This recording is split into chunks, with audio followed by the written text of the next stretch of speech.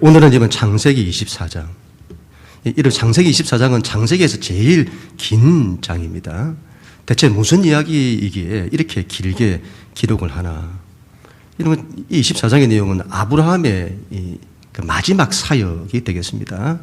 이제 아브라함의 인생이 거의 끝이 납니다. 인생 마지막 시점에서 아브라함은 무슨 일을 할까요?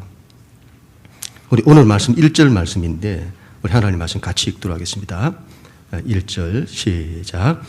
아브라함이 나이가 많아 늙었고 여호와께서 그에게 범사의 복을 주셨더라. 아멘. 아브라함이 나이가 많아 늙었더라 이렇게 말하잖아요. 성경에서 이런 표현은 이제 아브라함의 인생이 마지막 이야기다 그런 뜻입니다. 그때 여호와께서 그에게 범사의 복을 주셨더라고 합니다. 여기서 이런 범사라고 하는 이 말은 그 모든 일을 말하잖아요. 하나님이 모든 일에 복을 주셨더라 그런 말씀이죠. 이런 참 얼마나 귀한 말씀인지요. 지난 세월의 아브라함의 인생을 우리가 돌이켜보면 참 아브라함의 인생에 하나님의 은혜도 많았고 하나님의 축복도 참 많았습니다. 인생의 때마다 하나님이 아브라함과 함께 해주시고 아브라함을 지켜주시고 아브라함을 인도해 주셨습니다. 그러나 여러분 또한 그 아브라함의 인생에는 삶의 위기도 많았습니다. 큰 기근을 만나기도 하고 아내를 잃을 뻔하기도 하고 목숨을 잃을 전쟁에 뛰어들기도 하고 자식이 없어서 오랜 힘든 세월을 보내기도 하고 그리고 오랜 영적 침체에 빠지기도 하고 100세의 아들을 낳았지만 그 아들을 또 한 번 잃어버릴 뻔하기도 하고 얼마나 이런 많은 위기를 겪었는지 모릅니다. 그런데 여러분 결론적으로 하면 아브라함은 하나님으로부터 복을 받은 사람입니다. 복 있는 사람이란 삶에 아무런 어려움이 없다. 그런 건 없습니다. 우리가 하나님을 잘 믿는다고 해서 이 세상에서 어려움이 없냐? 그렇지는 않습니다. 이 세상은 죄가 작동하는 세상인 겁니다. 죄가 작동하는 세상. 그래서 이 세상에 살 때는 그 죄로 인한 바람과 파도가 반드시 있는 법인 겁니다. 그게 내 죄가 아닐지라도 타인의 죄, 사회적 죄, 환경의 여러 가지 문제들 그런 걸로 바람과 파도가 일어나는 거죠. 그러나 여러분 중요한 것은 그럼에도 불구하고 우리가 하나님의 축복 속에 살아가는 겁니다. 과정은 여러분 이런 모습 저런 모습이 있다 할지라도 결국은 하나님이 우리를 복되게 하시는구나. 그 복 있는 사람이 되는 거죠. 그렇게 살아가는 거죠. 결국은 하나님이 은혜를 주시는구나. 결국은 하나님이 축복을 하시는구나. 그 믿는 자는 인생을 그렇게 살아야 되는 겁니다. 성경에서 여러분 복의 기준 하면 복의 근원이 아브라함이잖아요. 근원이란 이 말은 다른 말로 기준이기도 한 겁니다. 아브라함이 복의 기준인 거죠. 당시 이런 세상에도 복이 있었습니다.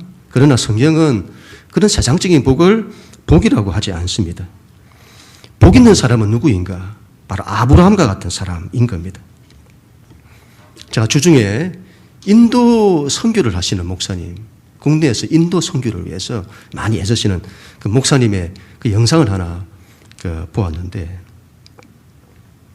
인도의 그 힌두교에는 3만여 신이 있다고 해요. 사람들이 별 신을 다 섬기는 겁니다. 뱀신도 섬기고요, 개구리 신도 섬기고, 성경에 그 옛날 그것과 똑같죠. 그 지금도 그렇게 섬긴대요. 그런데 그 인도에서 요즘 굉장히 인기 있는 신이 비자 신이라고 합니다. 비자 신. 인도에서 비자를 받기가 그렇게 어렵다고 합니다. 그 비자를 쉽게 받게 해주는 신이 지금 인도에서 제일 인기가 많다고 해요. 사람들이 몰려든다는 거 아닙니까? 이 비자 신에게. 성경은 여러분 그런 식의 복을 복이라고 하지 않습니다. 그게 여러분 어떻게 신앙입니까? 그게 어떻게 복입니까? 그건 인간의 욕망이죠. 인간의 욕망이 만들어낸 신이고 인간의 욕망이 만들어낸 종교죠. 아브라함은 여러분 자기의 인생을 하나님께 맡긴 사람입니다. 하나님의 사랑을 믿고 그분의 은혜를 믿고 자신의 욕망이 아니라 하나님의 인격과 그분의 선한 뜻을 믿으며 인생을 살았던 사람입니다. 당시 시대에 이르면 아브라함 같은 사람이 없습니다. 아브라함 같이 신을 섬긴 사람이 없습니다. 그렇게 여러분 사람을 사랑한 사람이 없고 그렇게 사람을 존중한 사람이 없습니다. 그렇게 자기를 버리는 사람이 없고 그렇게 인격이나 삶이 된 사람이 없습니다. 제대로 된 하나님 신앙에서 이런 것들이 나오는 거죠. 하나님은 그런 아브라함과 함께 해주시는 겁니다. 얼마나 함께 해주시냐. 이집트의 바로 왕도 꼼짝 못하게 하시고 연합군의 큰 군대도 격파하게 해주시고 그의 기도를 통해 소돔과 고모라의 멸망에서 조카의 가족이 구원받고 불가능한 상황에서도 아들을 낳는 기적을 하나님이 이루어 주시는 거죠.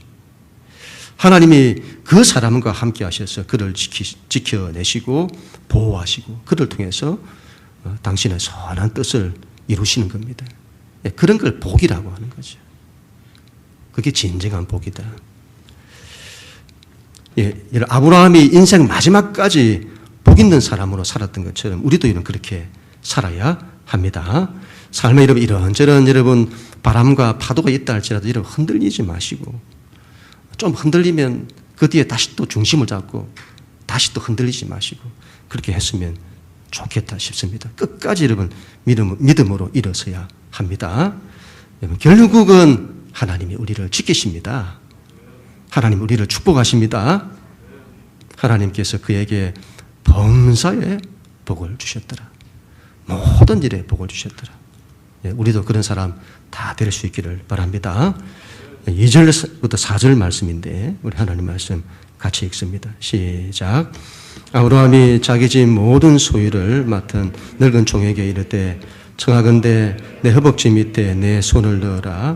내가 너에게 하늘의 하나님 땅의 하나님이신 여호와를 가리켜 맹세하게 하노니 너는 내가 거주하는 이 지방 가나안 족속의 딸 중에서 내 아들을 위하여 택하지 말고 내 족속 가서 내 아들 이삭을 위하여. 아멘. 아브라함의 여러분 사역의 마지막은 무엇일까요? 대체 그게 무엇이기에 창세기 24장에서 이렇게 길게 이런 기록을 하고 있을까요?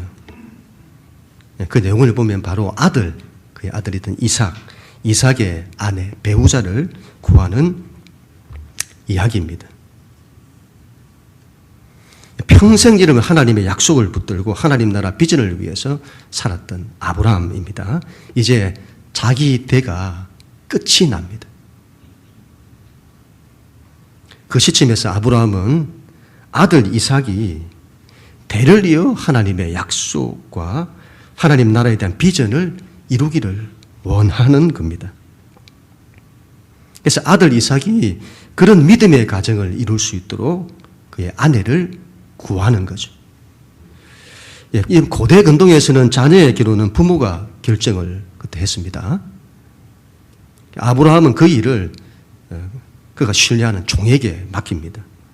종으로 하여금 자기 넓적다리 아래에 손을 넣고는 맹세하게 합니다. 고대 근동에서 신의 이름으로 맹세를 할 때 그렇게 한다고 해요. 아니면 여러분 이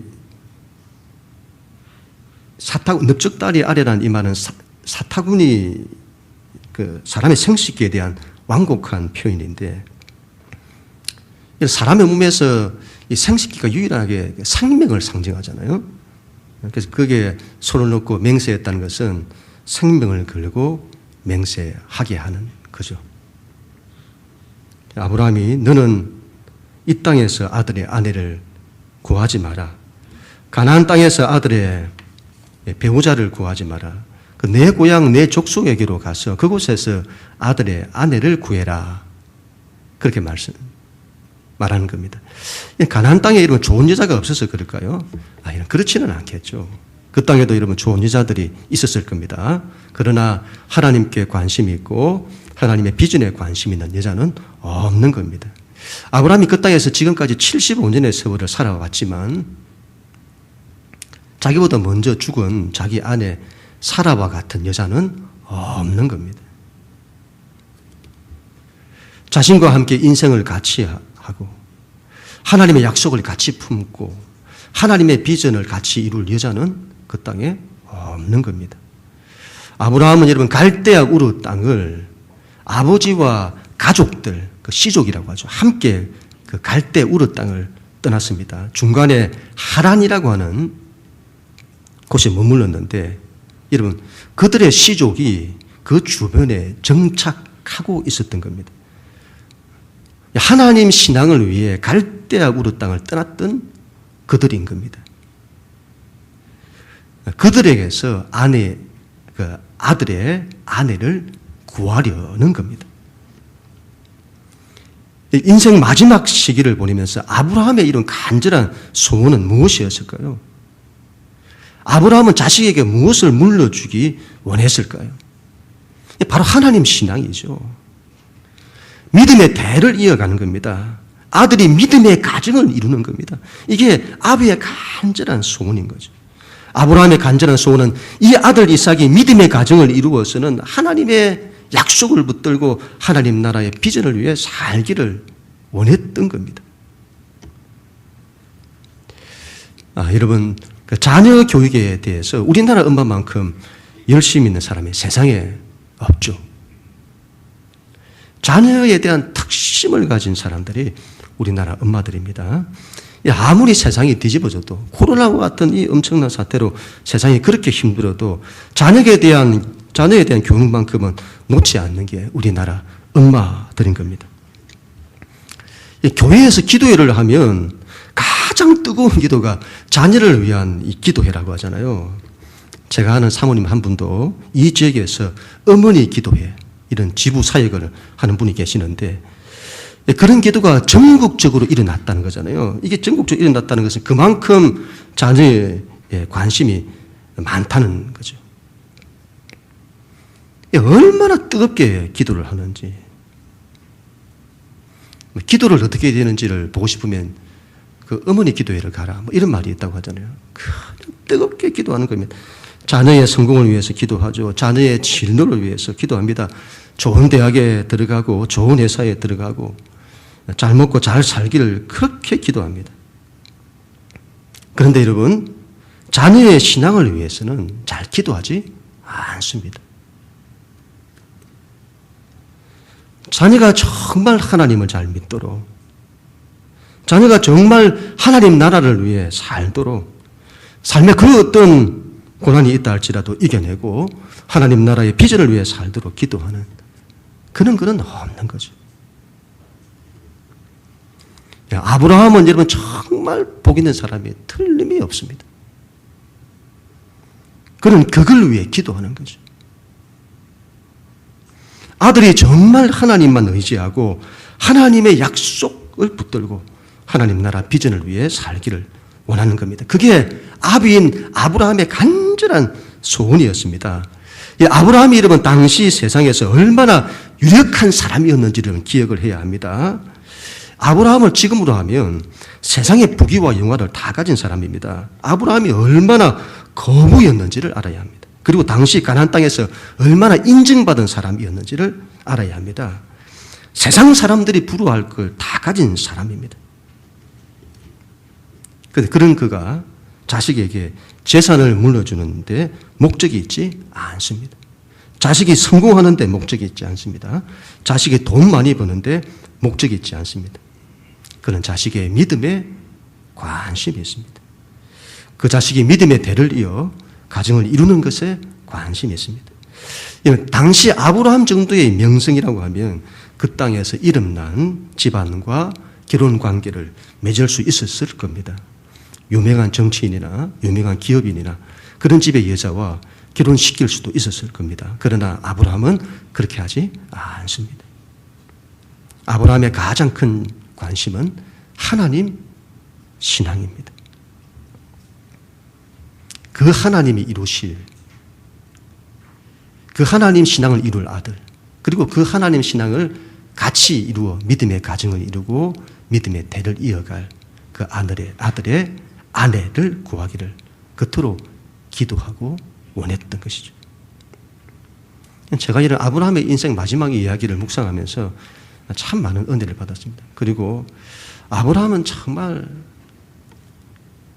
복을 받을 수밖에 없는 사람이구나, 그런 마음이 들었습니다. 하나님이 얼마나 기뻐하셨을까. 그래서 아브라함이 자손 만대에 복이 되는구나. 아브라함의 자손들이 복을 받는 이유가 이것 때문이구나, 그런 마음이 드는 거죠. 이런 자녀들의 입장에서 복된 부모는 누구냐? 자신에게 재산을 물려주고 자신의 성공을 위해서, 자신의 진로를 위해서, 자신이 잘 먹고 잘 살기를 위해서 기도하는 부모가 아닙니다. 그게 필요 없다는 게 아니죠.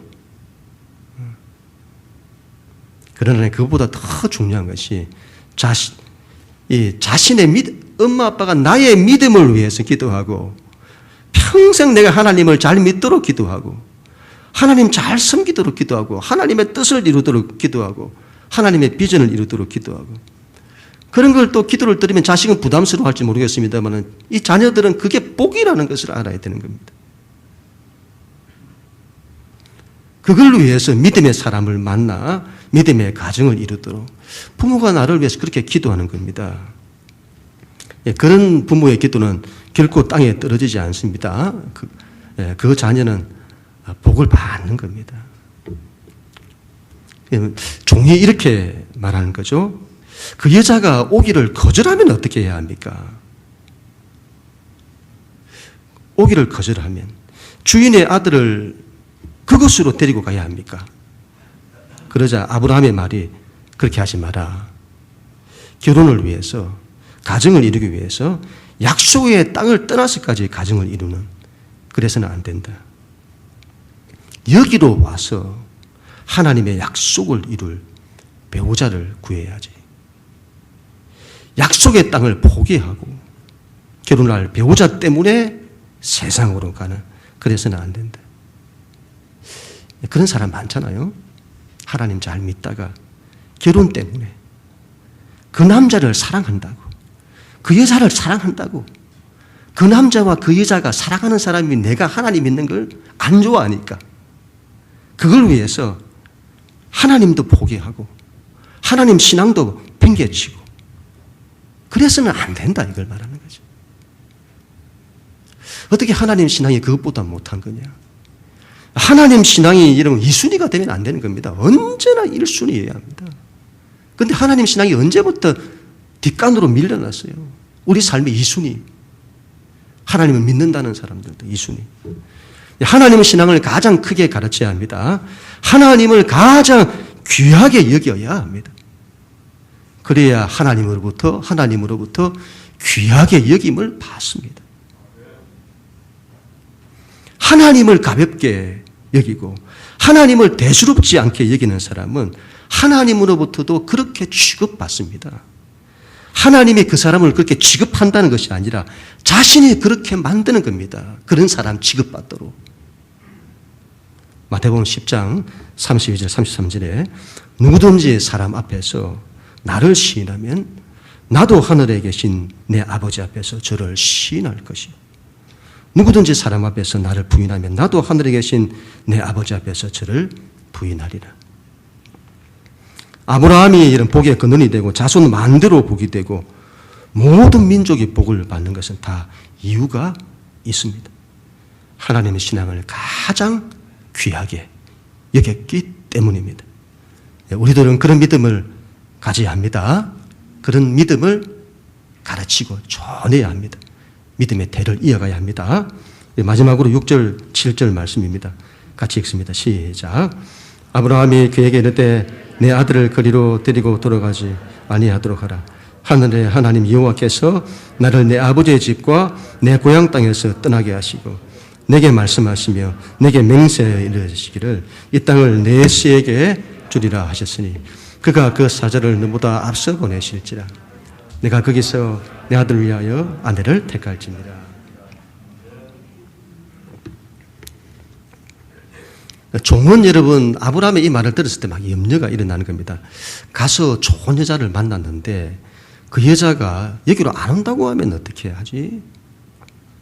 그러면 아들을 그 땅으로 데리고 가서 가정을 이루게 해야 하나? 그 염려를 하는 거죠. 그래서 물어본 겁니다. 그런데 아브라함을 보세요. 아브라함의 믿음이 분명합니다. 하나님께서 나에게 이 땅을 약속하셨다. 그리고 이 땅을 너의 씨에게 주리라고 하셨다. 하나님이 그 약속대로 반드시 이 땅을 내 아들에게 주실 거다. 그럼 믿음의 확신이 가득한 거죠. 그리고는 종은 염려하는데 아브라함은 염려하지 마라. 염려하지 마라. 하나님께서 당신의 사자를 너보다 앞서 보내실 거다. 하나님께서 반드시 인도하실 거다. 하나님께서 반드시 먼저 가셔서 너의 길을 예비하실 거다. 아브라함의 그런 믿음의 확신은 어디서 나오는 것일까요? 그 확신이 어디서 나오죠? 하나님의 약속에서 나오는 겁니다. 하나님께서 나에게 이렇게 약속하셨다. 이건 하나님의 약속이다. 이건 하나님의 뜻이다. 이건 하나님의 비전이다. 내 비전이 아니다. 하나님의 뜻이고 하나님의 비전이다. 믿음의 확신은 거기서 나오는 겁니다. 우리가 하나님을 믿는다고 하면서 하나님 말씀에 관심이 없고 하나님의 뜻에 관심이 없고 하나님의 비전에 관심이 없을 때는 이런 믿음의 확신이 오지 않습니다. 기도를 해도 확신이 오지를 않아요. 예수님께서 이런 말씀을 하셨잖아요.